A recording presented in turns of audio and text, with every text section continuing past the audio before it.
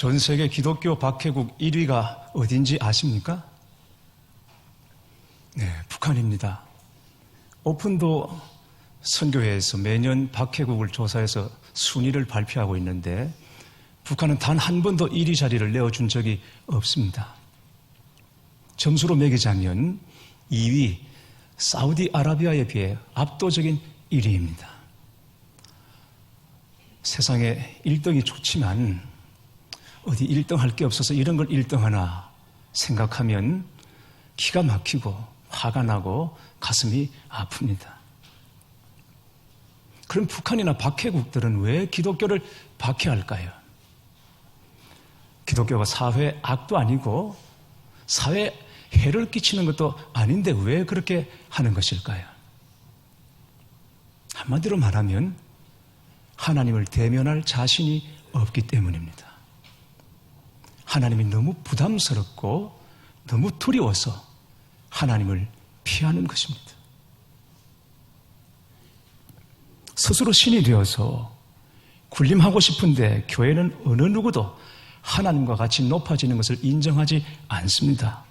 사람이 스스로 신이 될 수도 없고 신적인 존재가 되려 하는 어떤 시도도 교회는 용납하지 않습니다. 그래서 하나님을 피하는 방식이 박해요 핍박으로 나타나는 것입니다. 사람의 착각 중에서 가장 큰 착각은 하나님을 피할 수 있다고 생각하는 것입니다. 그러나 사람은 결코 하나님을 피해 살 수가 없습니다. 다윗은 시편 139편 1절에서 10절에 이렇게 고백하고 있습니다. 여호와여, 주께서 나를 살펴보셨으므로 나를 아시나이다. 주께서 내가 앉고 일어섬을 아시고 멀리서도 나의 생각을 밝히 아시오며 나의 모든 길과 내가 눕는 것을 살펴보셨으므로 나의 모든 행위를 익히 아시오니 내가 주의 영을 떠나 어디로 가며 주의 앞에서 어디로 피하리까? 내가 하늘로 올라갈지라도 거기 계시며 서울에 내 자리를 펼지라도 거기 계시니이다. 내가 새벽 날개를 치며 바다 끝에 가서 거주할지라도 거기서도 주의 손이 나를 인도하시며 주의 오른손이 나를 붙드시리이다. 시편 139편은 다윗이 일평생 하나님과 동행하면서 얻은 체험을 고백하고 있는 것입니다. 다윗은 한때 하나님을 속일 수 있다고 생각했고 그리고 하나님의 눈길을 피할 수 있다고 생각했습니다. 밧세바 이야기 알면 우리가 이해할 수 있습니다. 그리고 적어도 마음속에 품은 생각만큼은 하나님이 모르실 것이라고 생각했습니다. 그러나 결국 다윗은 하나님은 나의 앉고 일어서는 것을 아시고 나의 생각과 눕는 것까지 알고 계신다고 고백합니다. 사람이 죄를 짓는 이유는 그 순간에 하나님이 계시지 않는다고 생각하거나 보시지 않는다고 생각하기 때문입니다. 아니면 의도적으로 하나님을 외면해 버리는 것입니다. 하나님을 향하여 눈을 감아버리는 것입니다. 그래서 하나님의 눈을 피하고 싶은 것이죠. 그러나 하나님께서 항상 보고 계시고 마음의 생각과 동기까지 알고 계십니다. 그러나 죄를 짓고 나면 일단 하나님을 바로 대면할 수가 없습니다. 죄는 하나님의 얼굴을 피하게 만듭니다. 우선 죄를 지으면 눈빛부터 달라지게 됩니다. 죄가 없을 때는 모든 것이 투명하고 떳떳하고 당당해지지만 그러나 죄를 지으면 불투명해지고 끝이 흐려지게 됩니다. 벌써 마음이 병들기 시작하는 것입니다. 아담과 하와는 하나님께서 먹으면 반드시 죽으리라 경고하셨음에도 불구하고 끝내 선악과를 먹고 맙니다. 어느 날 사탄이 뱀을 내세워서 하와에게 다가와 유혹합니다. 여러분 아셔야 됩니다. 사탄은 절대 자기 정체를 드러내지 않습니다. 뒤에 숨어서 역사합니다. 교묘하게 숨어서 유혹하고 미혹하고 넘어뜨리는 것입니다. 그래서 생각이나 우리의 말이나 우리의 행동이 어디서 왔는지 잘 생각하고 분별하는 일은 너무너무 중요합니다. 뱀이 하와에게 말합니다. 하나님이 참으로 너에게 동산 모든 나무의 열매를 먹지 말라 하시더냐. 하나님께서 뭐라고 말씀하셨습니까? 동산 모든 나무 열매는 임의로 먹되 선악을 알게 하는 열매는 먹지 말라. 먹는 날에는 반드시 죽으리라 그랬습니다. 그런데 마귀가 와서, 사탄이 와서 어떻게 말합니까? 동산 모든 나무 열매는 먹지 말라고 하더냐 라고 묻습니다. 거의 비슷합니다. 먹지 말아야 되는 것은 맞습니다. 그러나 모든 열매는 아닙니다. 선악을 알게 하는 열매일 뿐인 것입니다. 사단이 모든 나무 열매를 먹지 말라 하시더냐. 여러분, 사단은 없는 말 안 합니다. 있는 말 가지고 살짝 비틀고 꼬아서 사람을 속이는 것입니다. 교묘한 것입니다. 하나님을 믿지 말거나 또 하나님을 부인하라고 그렇게 말하지는 않습니다. 다만 의심을 심어줄 뿐인 것입니다. 하나님이 정말 그랬느냐라는 식인 것입니다.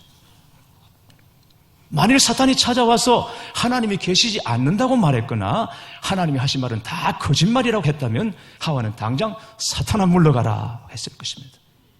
그런데 사탄은 아주 교묘하게 하나님이 정말로 이 동산에 있는 모든 나무 열매를 먹지 말라고 하시더냐, 다 먹지 말라고 했냐라는 것입니다.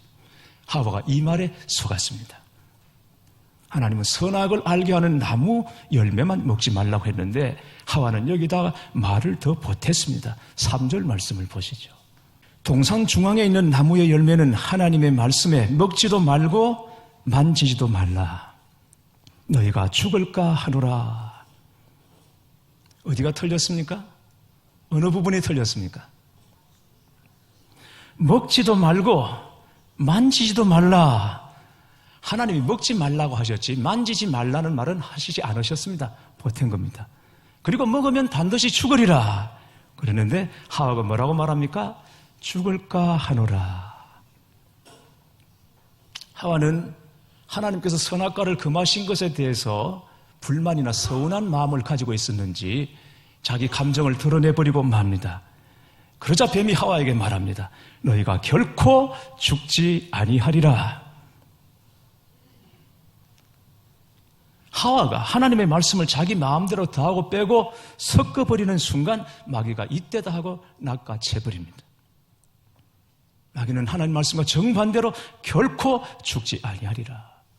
그리고 이어서 하는 말이 너희가 그것을 먹는 날에는 눈이 밝아져 하나님과 같이 되어 선악을 알 줄을 하나님이 아심이라. 이 말을 듣고 다시 선악과를 보니까 모든 게 다 달라졌습니다. 지금까지 봐왔던 선악과인데 죽지 않는다. 이걸 먹으면 너희 눈이 밝아져서 하나님과 같이 된다. 라는 말을 듣고 선악과를 보니 먹음직하고 보암직하고 지혜롭게 할 만큼 탐스럽게 보였던 것입니다. 그래서 그 선악과를 먹고 맙니다. 그러나 선악과를 먹고 난 결과가 무엇입니까? 눈이 밝아졌습니까? 밝아졌습니다. 그러나 눈이 밝아진 결과로 얻은 것은 부끄러움과 수치였습니다. 자기들이 벗었음을 알았습니다. 너무 부끄러웠습니다. 그래서 그걸 해결하려고 무화과 나무 잎으로 급히 치마를 만들어서 앞을 가립니다. 그러나 무화과 나무로 몸을 가린다고 가려지겠습니까? 하나님같이 되리라 이 말에 속아서 선악과를 먹었는데 하나님같이 된 것이 아니라 하나님이 너무 무서웠습니다. 하나님을 볼 수가 없었습니다. 그래서 하나님을 피한 것입니다. 교회 여러분 상상해 보십시오. 기쁨과 즐거움과 풍성함이 가득한 그 에덴 동산에서 이제는 두려워하고 부끄러워하고 수치를 느껴서 급히 숨어야 하고 그리고 무화과 나무로 자신들을 가려야 하는 아담과 하와를 생각해 보시기 바랍니다. 늘 하나님과 교제하던 아담과 하와가 이제는 하나님을 피하여 숨었고 거기서 자신들의 정체가 드러날까 벌벌 떨고 두려워하고 있는 것입니다. 그러나 하나님은 그런 아담과 하와를 그냥 버려두지 않으셨습니다. 비록 죄를 범했을지라도 찾아오셔서 그들의 부끄러움과 두려움으로 숨어있는 아담과 하와를 부르십니다. 아담을 향하여 네가 어디 있느냐라고 아담을 찾으십니다. 아담이 어디에 있는지 하나님께서 모르셔서 하는 말씀이 아닙니다. 그런데도 아담아 네가 어디 있느냐라고 물었습니다. 아담아 썩 나오지 못할까 이놈, 네가 선악과를 먹고도 살아남을 줄 아느냐. 이게 당연한 것인데 하나님은 아무것도 모르시는 것처럼 아담에게 어디에 있느냐고 부르시는 것입니다. 왜 그랬겠습니까? 아담이 스스로 자신의 죄를 고백할 기회를 주시는 것입니다. 회개할 기회를 주시는 것입니다. 그러니 숨지 마라. 숨지 말고 나오라. 숨어서 될 일이 아니라 이 말씀을 하는 것입니다. 우리에게도 선악과가 있고 아담과 하와의 실패가 우리에게도 있습니다. 여러분, 그때가 바로 하나님이 우리를 부르시는 때입니다. 회개하게 하시고 고백하게 하심으로 우리가 가지고 있는 수치를 벗겨주시고 부끄러움을 덮어주시고 회복시켜주시려는 하나님의 계획, 하나님의 사랑이 바로 거기에 있는 것입니다. 성경은 우리 마음속에 두 가지 근심이 있다고 말씀합니다. 하나는 세상 근심이고 또 하나는 하나님의 뜻대로 하는 근심입니다. 고린도후서 7장 10절 말씀 보면 하나님의 뜻대로 하는 근심은 후회할 것이 없는 구원에 이르게 하는 회개를 이루는 것이요 세상 근심은 사망을 이루는 것이니라. 우리 속에 두 가지 근심이 있는데 세상 근심은 사망입니다. 그 근심 때문에 사람이 죽습니다. 그러나 하나님이 주시는 근심이 있습니다. 세상 사람들은 없으나 믿는 사람들에게만 있는 근심입니다. 성령의 근심입니다. 어떤 근심이든 근심은 괴로운 것입니다. 힘든 것입니다. 하나님의 말씀이 나를 찌를 때 힘든 일이죠. 그러나 예수님을 믿으니 세상 사람들은 느끼지 못하는 그 근심을 내가 느끼고 그 근심으로 말미암아 하나님의 음성을 내가 듣게 되는 것입니다. 우리 마음속의 무거움과 양심의 눌림은 성령의 음성인 것입니다. 회개의 자리로 우리를 부르시고 초청하시는 하나님의 음성인 것입니다. 예수님을 구세주로 영접한 사람은 누구나 다 하나님의 음성을 듣고 있다는 것을 여러분 먼저 기억하셔야 합니다. 비록 우리가 죄를 지었고 하나님 말씀에 불순종했을지라도 변함이 없습니다. 죄를 지었다고 말씀 안 하시는 것이 아닙니다. 불순종했다고 말씀 안 하시는 것이 아닙니다. 큐티에 보면 여러분 신기하지 않습니까? 전날 내가 정말 엉망으로 살았는데 그래도 그 다음날 큐티 노트를 펴면, 책을 펴면 하나님께서 말씀해 주시는 것이 놀랍지 않습니까? 우리 같으면 버립니다. 말 안 합니다. 그런데 하나님은 계속 말씀해 주시는 것입니다. 이 하나님의 은혜입니다. 성령의 근심이 우리를 부르시는 하나님의 음성인 것입니다. 성령의 근심을 느낄 때, 마음의 무거움을 느낄 때 그때 하나님 앞에서 숨거나 도망가면 안 됩니다. 아담과 하와는 하나님 부르실 때 여전히 숨고 도망갔습니다. 하나님이 주셔서 나와 함께 하신 여자, 그가 나무 열매를 내게 주므로 내가 먹었나이다. 핑계하고 변명하기에 급급했던 것입니다. 지금 너무 많은 사람들이 하나님의 부르심을 외면하고 하나님 앞에서 자꾸만 피하고 도망가려고 합니다. 전도하다 보면 어떤 사람은 자기 죄가 너무 많아서 교회에 나올 수 없다고 말하는 사람들이 있습니다. 꽤 양심적인 거죠. 어떤 사람들은 내 죄가 뭐냐, 털어서 먼지 안 나는 사람 어디 있냐 이런 식인데 내가 죄가 너무 많아서 그래서 내가 하나님께 나올 수 없다고 말하고 돌아서면서 하는 말이 이 다음에 내 생활이 정리되고 좀 깨끗해지면 그때 교회에 나오겠다고 말하는 분들이 있습니다. 맞는 말입니까? 단언컨대 그럴 수가 없습니다. 나중에 정리가 안 됩니다. 나중에 깨끗해질 수가 없는 것입니다. 사람은 지금보다 훨씬 이전이 나았습니다. 사람도 동물도 어릴 때가 낫습니다. 어릴 때는 귀엽습니다. 맹수도 어릴 때는 예쁜 구석이 있습니다. 그러나 자라면 진짜 맹수가 되고 사람이 자라면 성장하면 무서운 존재가 되는 것입니다. 나중에 나아지지 않습니다. 정리가 안 됩니다. 정리가 언제 되는 것입니까? 하나님 앞에서 정리가 되는 것입니다. 어디서 깨끗해집니까? 하나님 안에서, 오직 하나님 안에서만 깨끗해질 수 있는 것입니다. 하나님 앞에 지은 죄는 사람의 방법으로, 세상의 방법으로 해결할 수 없이 오직 하나님 안에서만 해결될 수 있음을 믿으시기 바랍니다. 요즘 에스겔서 묵상하고 계시죠? 에스겔 말씀을 보면서 꼭 그 시대 이스라엘의 모습이 어쩌면 지금 현재 우리의 모습, 내 모습과 같은가 하는 것을 깨닫게 됩니다. 정말 이스라엘이 하나님의 음성을 알아듣지 못하는 것일까? 이토록 하나님의 음성을 알아듣지 못하는 것일까? 바벨론에 붙었다, 애굽에 붙었다, 그 위험한 줄타기를 계속 합니다. 하나님은 바벨론을 들어 이스라엘을 징계하시기로 하셨습니다. 심판은 아니지만 징계하시기로 하셨습니다. 왜냐하면 하나님 앞에 그들의 죄와 패역이 도를 넘었기 때문입니다. 그래서 일시나마 이 바벨론이라는 이방 민족을 들어서 이스라엘을 징계하시기를 원하셨습니다. 그것은 이스라엘 백성들에게 연단의 시간인 것입니다. 그러면 그 연단의 기간에 이스라엘 백성들은 하나님 앞에 무릎을 꿇어야 했고 하나님 앞에 자신들이 얼마나 불순종했으며 얼마나 패역했으며 교만했는지를 깨닫고 주님께로 돌이켜야 했습니다. 이게 하나님의 계획이었습니다. 근데 이스라엘이 어떻게 합니까?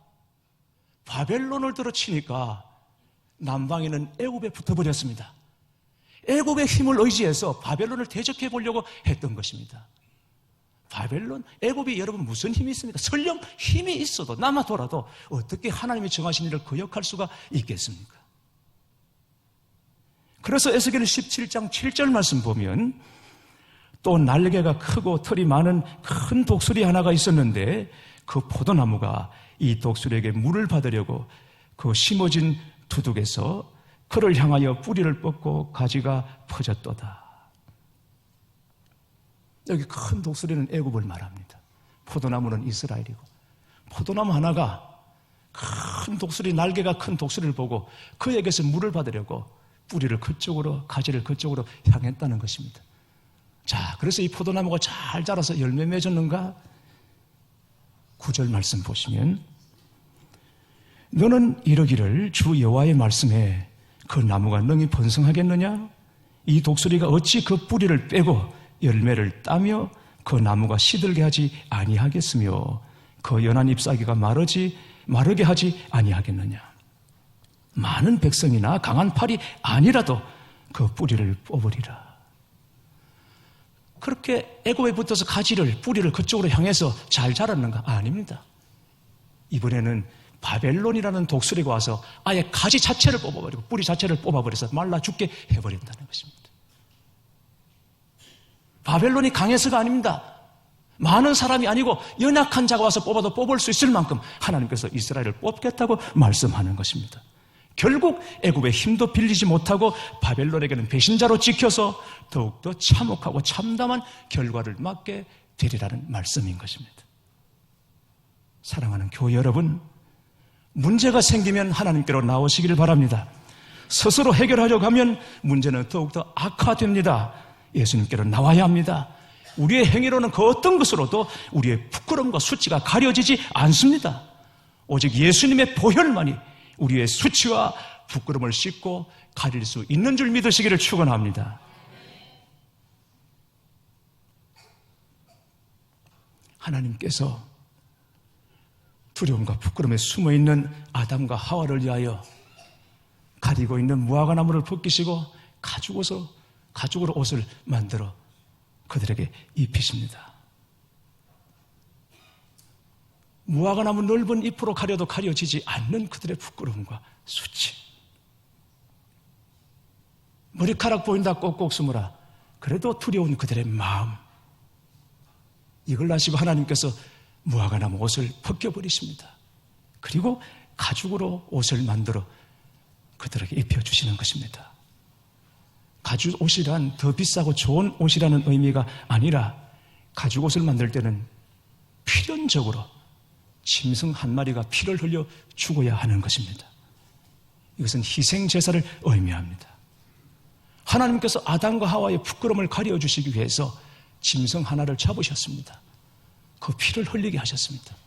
그리고 그들의 부끄러움과 수치를 가려주신 것처럼 하나님께서는 독생자 예수 그리스도를 우리에게 보내주시고 십자가에 못 박혀 죽게 하심으로 죄로 죽은 우리를 다시 살려주셨고 그 피로 우리를 덮어주심으로 우리의 부끄러움과 수치가 사라지게 하신 것입니다. 사랑하는 교회 여러분, 우리가 감히 어떻게 주님 앞에 나와 예배를 드릴 수 있습니까? 거룩하신 하나님을 대면합니까? 예배는 하나님을 대면하는 것이고 하나님을 만나는 것입니다.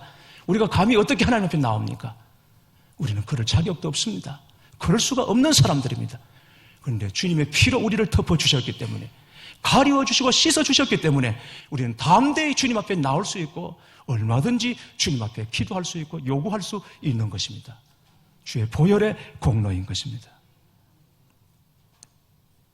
이제 주님은 무화과나무 잎도 아니고 짐승의 가죽도 아닌 예수 그리스도의 의로 우리로 옷 입게 하셨습니다. 주의 의가 우리의 의가 되게 하시고 주님의 세마포로 우리를 입혀주시는 줄 믿습니다. 뱀이 하와를 유혹했을 때 선악과가 어떻게 보였다고 그랬습니까? 물론 그전에도 하나님께서 금하신 거니까 사람은 금한 것에 대한 열망이 다 있습니다. 저기 대뒷고개를 넘어서 괴정 쪽에 가자면 이쪽이 왼손입니까? 네. 왼손편에 식당 하나가 있는데 이름이 훔친갈비입니다. 저는 신방할 때마다 거기 콕 들어가서 그 갈비를 훔쳐 먹고 싶은 생각이 너무너무 강해요. 언젠가 연변 과기대 갔더니 대학 캠퍼스 안에 과수원이 있는데 과일들이 빽빽하게 익었더라고요. 그래서 안내하시는 분이 제게 얘기하기를, 목사님, 이 과일을 언제 따는 게 제일 맛있는지 아십니까? 그래서 옛날 제가 시골에 살았던 그 기억을 더듬어서 첫쓰리가 내리면 맛있습니까? 그랬더니 그 안내하시는 분이, 아닙니다. 목사님, 주인 몰래 따먹는 게 제일 맛있습니다. 그러더라고요. 허락하지 않는 것에 대한 열망이 있습니다. 아마 먹지 말라 그랬으니 그 열매를 먹고 싶은 마음이 있었을 테죠. 근데 마귀가 와서 유혹하고 난 다음에 달라 보였습니다. 먹음직하고 보암직하고 지혜롭게 할 만큼 탐스럽게 보였던 것입니다. 요한일서 2장 16절에 사도 요한은 이것을 육신의 정욕, 안목의 정욕, 이생의 자랑이라고 말하고 있습니다. 먹음직하고 보암직하고 지혜롭게 할 만큼 탐스럽게 하고 육신의 정욕, 안목의 정욕, 이생의 자랑. 그런데 예수님께서 이 땅에 오셔서 공생애를 시작하시기 전에 40일 금식하시고 성령에 이끌려 광야에 가셔서 마귀에게 시험 받으실 때 바로 이 시험을 받으셨습니다. 떡을 만들어 돌을 떡이 되게 해서 먹어라. 높은 곳에서 한번 뛰어내려 보라. 나한테 한번 절하면 천하만국을 다 내게 주겠다. 육신의 정욕, 안목의 정욕, 이생의 자랑으로 예수님을 시험했습니다. 그러나 예수님은 사단의 유혹을 꺾어버리셨습니다. 어떻게 이기셨습니까? 말씀으로 이기셨습니다. 왜 말씀으로 이기셨습니까? 하와가 말씀에 실패했기 때문인 것입니다. 하나님의 말씀에 빼고 더하고 말씀을 섞어버림으로 마귀에게 패하고 실패했습니다. 그런데 예수님은 다시 오셔서 하와가 아담이 실패한 걸 그대로 가지고 말씀으로 이기시고 승리한 것입니다. 예수님의 승리가 저와 여러분의 승리가 되는 줄 믿으시기를 축원합니다. 사랑하는 교회 여러분, 죄책감이든지 그 어떤 것이든지 여러분 마음속에 무거운 것이 있습니까? 바로 그게 하나님이 지금 나를 부르시는 사인인 줄 아셔야 합니다. 그게 하나님의 음성입니다. 그때 하나님께 응답하십시오. 숨지 마십시오. 도망가지 마십시오. 피하지 마십시오. 그건 길이 아닙니다. 그건 답이 아닙니다. 주님께 나와야 합니다. 그래야 두려움을 이깁니다. 그래야 부끄러움을 이기게 되는 것입니다. 이제 무화과 나무 잎으로 만든 것 같은 허술한 인생의 옷을 벗어버리시고 하나님의 은혜로 옷 입으시고 그리스도의 의로 옷 입으시는 여러분 되시기를 주님의 이름으로 축원합니다.